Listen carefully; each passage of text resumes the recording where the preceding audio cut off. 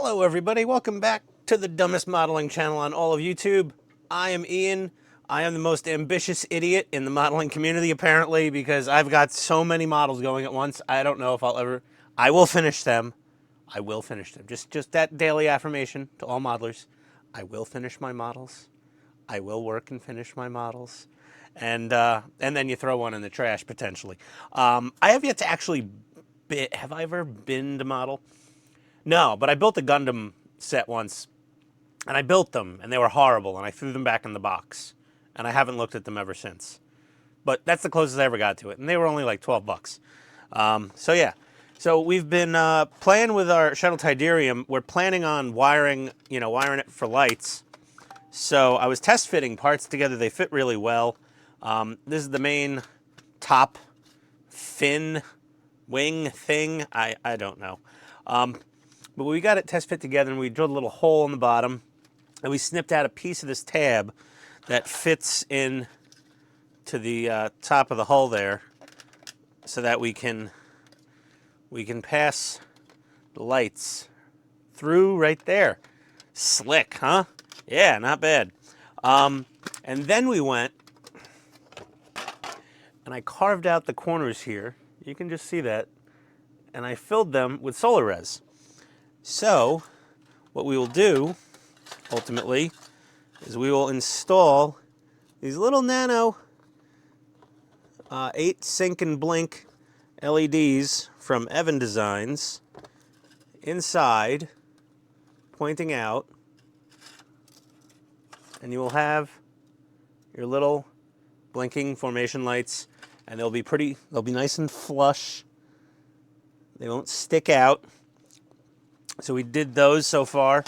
The bottom, that's where the lights go apparently. I went through a lot of photos and a lot of video.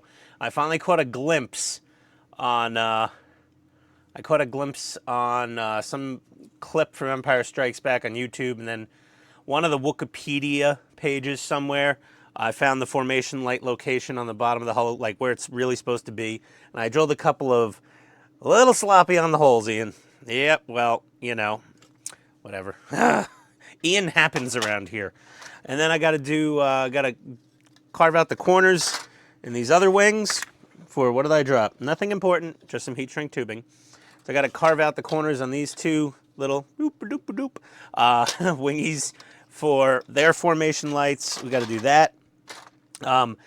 Now this plastic is impressively thick and should not need a ton of light blocking, so I'm not going to light block the interior of the model. For the most part, I'm not, because I want it to glue together really well, and paint and glue and plastic, it doesn't mix so well if you have paint on your plastic when you're trying to glue it together.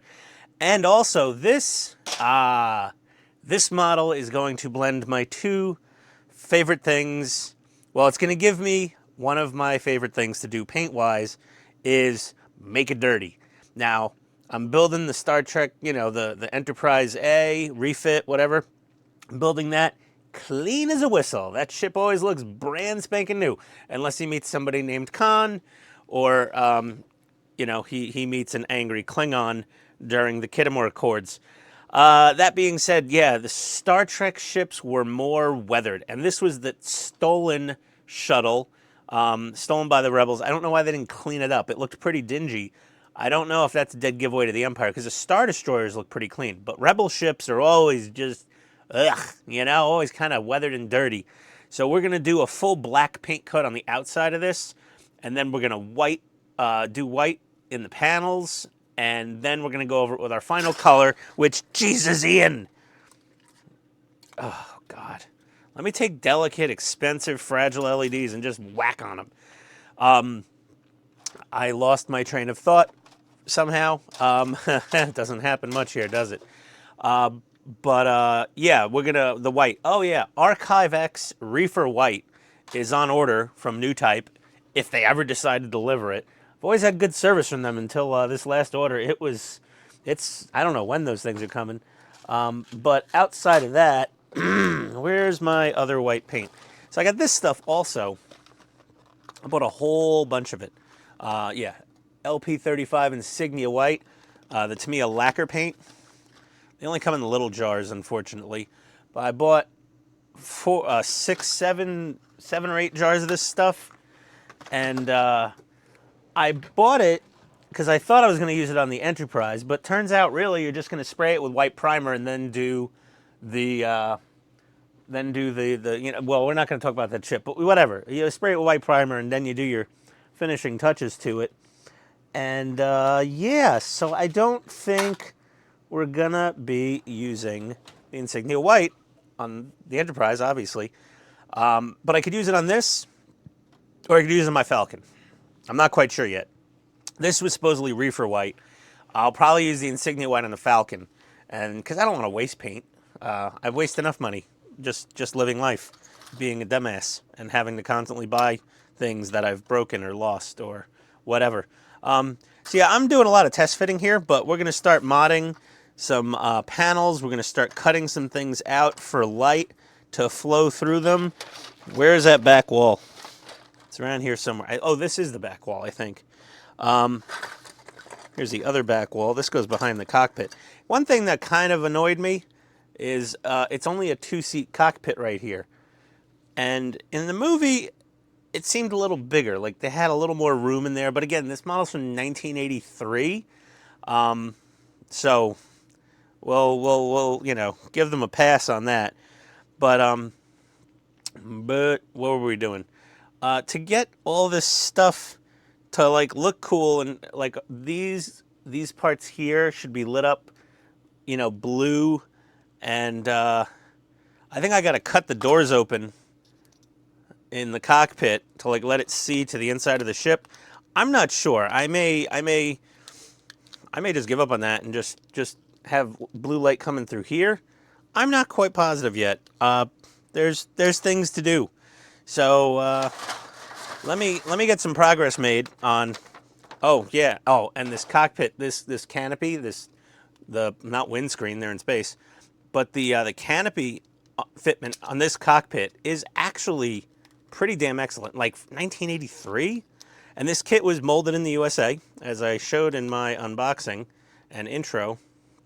But yeah, a little bit, just the tiniest bit of filing down strategically with our glass nano file, and she squeezes in there lovely. You know, the dust buster fits perfect. And some of the locating pins are a little vague in their desire to locate things, but it fits together very nicely otherwise. Let's see here. I mean, I was expecting a real pig's ear going on. Well, there's nothing to locate that. Some of these parts you just got to like glue them on and hope you get it right. I think. Does that just... Nope, that'll fall. I don't know what I'm doing, guys. Oh, the engines. We have to carve the engines out for our 3D printed bits that are right here. So I'm going to basically do all the hacking on this model first, and then I'll start building and painting it. And we've got to mount a rod through the center here. And this looks like as good a space as any right here where the factory mounty thing would have gone. They don't even have that slot opened for you. Like you have to carve that out yourself, I guess. Either way, we're going to drill a big hole in it and shove a rod in there and epoxy it in. I'm assuming that's the best way to go. There we go. Well, we'll be right back with some progress.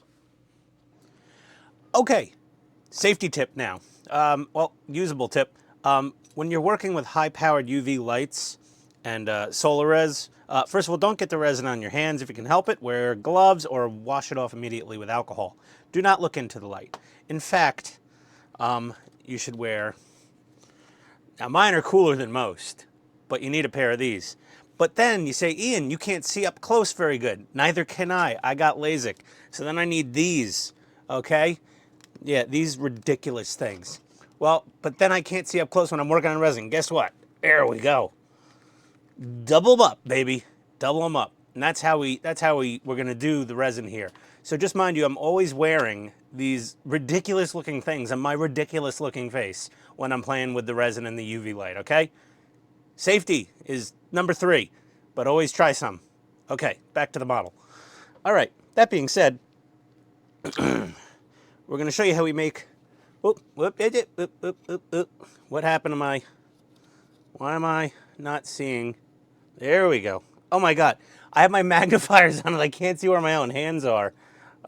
So yeah, there's one of our little UV resin. And it's a little cloudy. I've sanded it on the outside a little for diffusion. Now we got this other corner that we chopped out with the X-Acto blade, or whatever, Excel blade, or whatever the hell hobby blade you're using. We've chopped that out. And now we need to fill the area with resin. And oh my God, okay, I gotta take these freaking ridiculous things off for a minute here. We need our UV tape. So we're gonna take some UV tape. Try not to get your grubby finger mitts all over the tape, but we need a little chunk. I can't, oh my God. Okay, the magnify, okay, these aren't left-handed scissors. I'm not kidding. There is such a thing. Ned Flanders was not full of crap in The Simpsons. Watch, they didn't cut before. Ah, now they cut perfectly fine. That's because they're right-handed scissors. Most of the scissors in the world are right-handed. I don't know if you're aware of that. Or I'm just BSing and I made that up right now. Now we're going to take that piece of tape and we're going to pinch it like so. We're going to shove it. We're going to pinch it and we're going to shove it in that little corner. We're going to take our little cuticle pusher from Amazon and, oh, for God's sake, doing this live on camera, I always screw up. Get it in there. Nope. Come on. Okay. Oh my God. See, I think I got my grubby mitts on the tape. Let's see if we can push this down and in. And then burnish it down with the cuticle pusher. You son of a little pesky. There we go. Okay. There we go. Why don't we zoom in instead of me trying to hold things so close? Okay. There we go. So we got our tape on the inside. We've got our opening on the outside. Now we're going to put these ridiculous things back on our heads. Okay. Yeah, this is just silly on a whole new level. I'm going to take our Solarez. Okay, I got the thick hard formula. It's a little higher viscosity. It flows a little slower. The Solarez light. This is key. A really good UV light. I had a really crappy UV light. Literally, it was like $5 or $6 from Harbor Freight. It didn't work for shite. And we're gonna take our thick hard and we're gonna make a big blob. I'm gonna make a big fat blob. Bigger than you need. Immediately hit it with that UV light.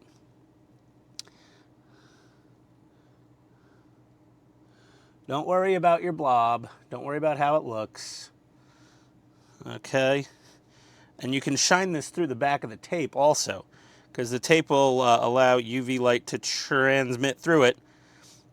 I don't know about clear packing tape. Clear packing tape, this also doesn't stick to the resin, this UV tape. Somebody I know tried clear packing tape. It didn't work well.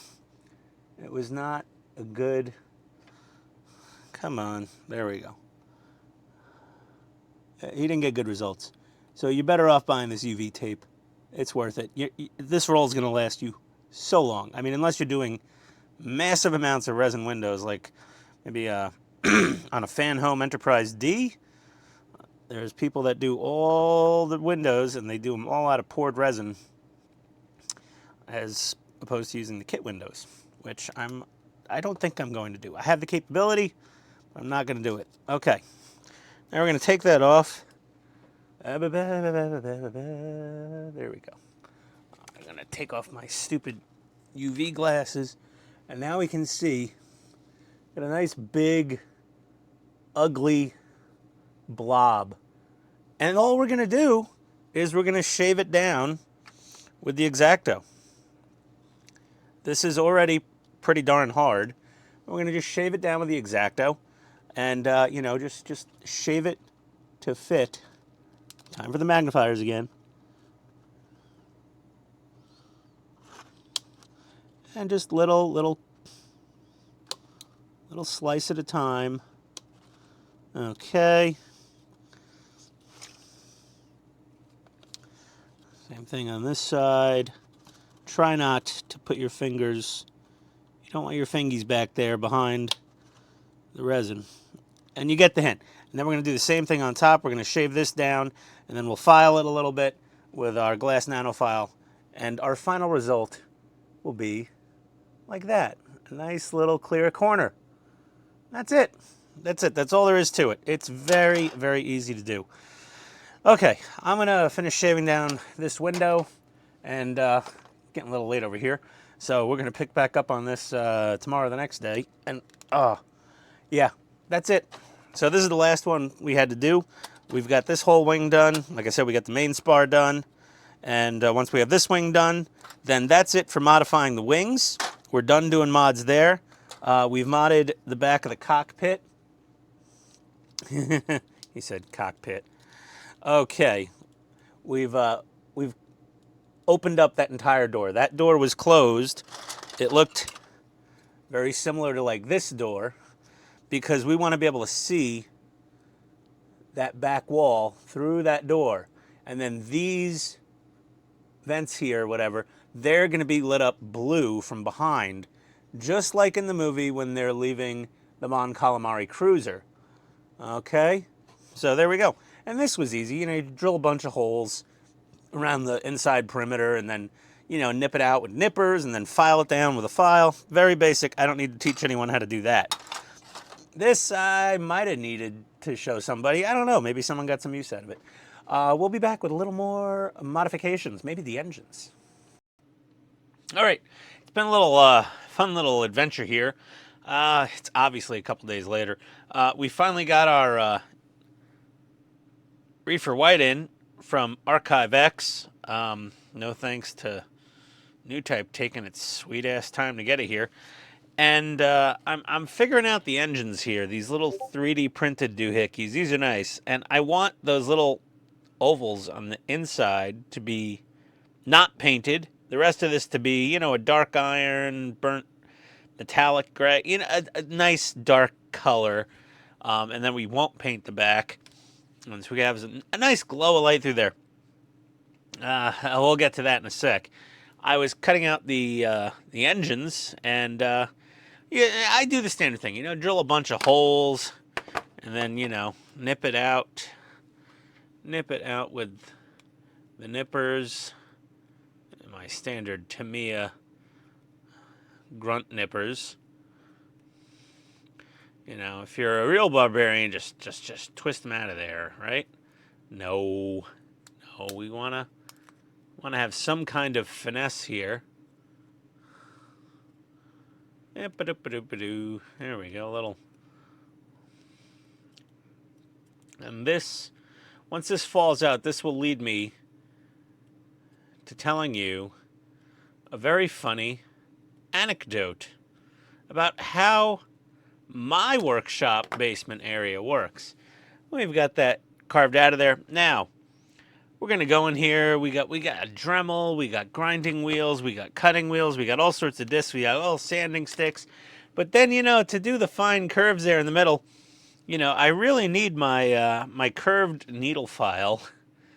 You know, that's, yeah, you know, part of my little, they don't even make these anymore, this Tecton needle file set. There's plenty of generic versions of this on Amazon, though. They're all like less than $10, $10, $12. Couldn't find my needle file set anywhere.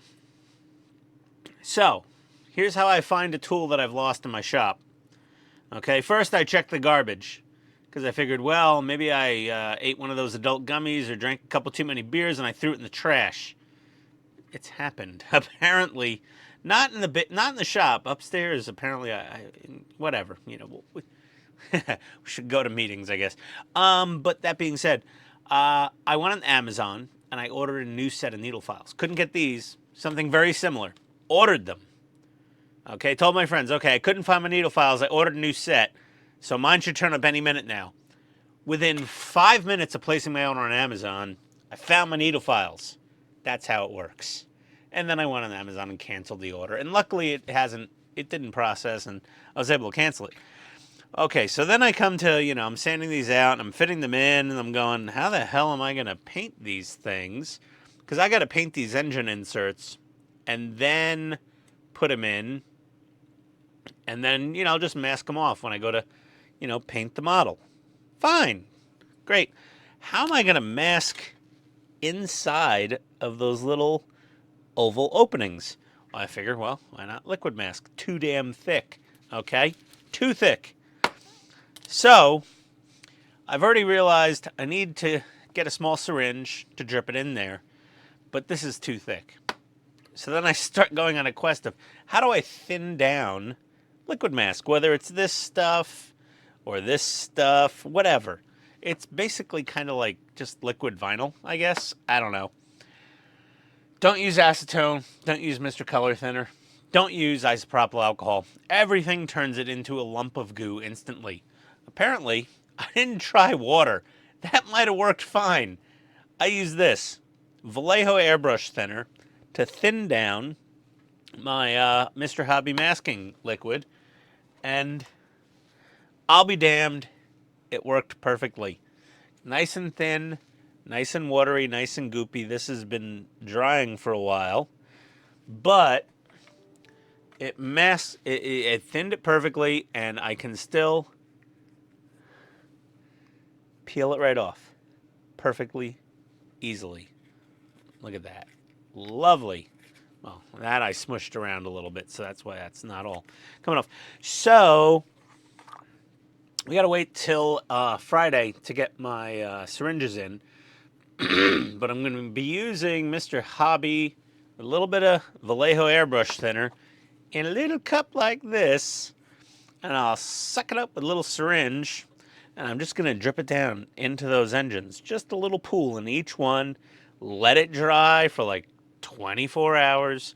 Then I'll come back, mask off the back, and paint the things thoroughly and beautifully to look like engines.